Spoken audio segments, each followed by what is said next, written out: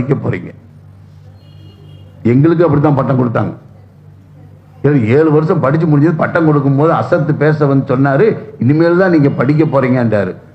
அது உண்மையான வார்த்தை. இந்த மொஹல்லா மக்கள்கிட்ட வந்து நிறைய படிச்சுக்கிட்டேன்.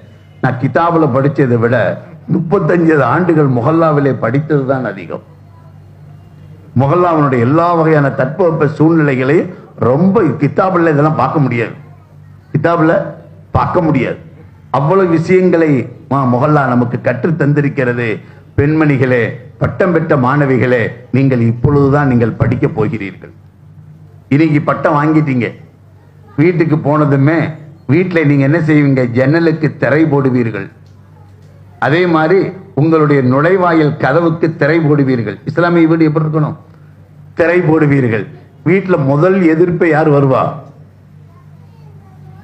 அம்மா வரலாம், அத்தா வரலாம். இவளை இதுக்குத்தான் ஓத வைக்க கூடாதுங்கிறது. எப்படி?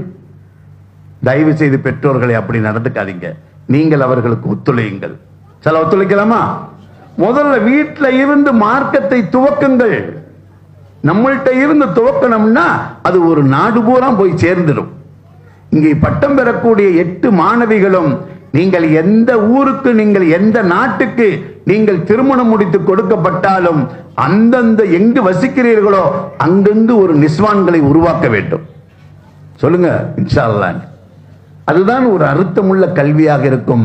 எல்லாம் அல்ல அல்லாஹ் அப்படிப்பட்ட நல்ல தீனுடைய தொடர்பை, பிடிப்பை, நல்ல திறந்த மனப்பான்மையை, நல்ல தூர நோக்கை அல்லாஹ் நம் அனைவர்களுடைய வாழ்க்கையிலையும் அல்லாஹ் தந்தருள் புரிவானாக.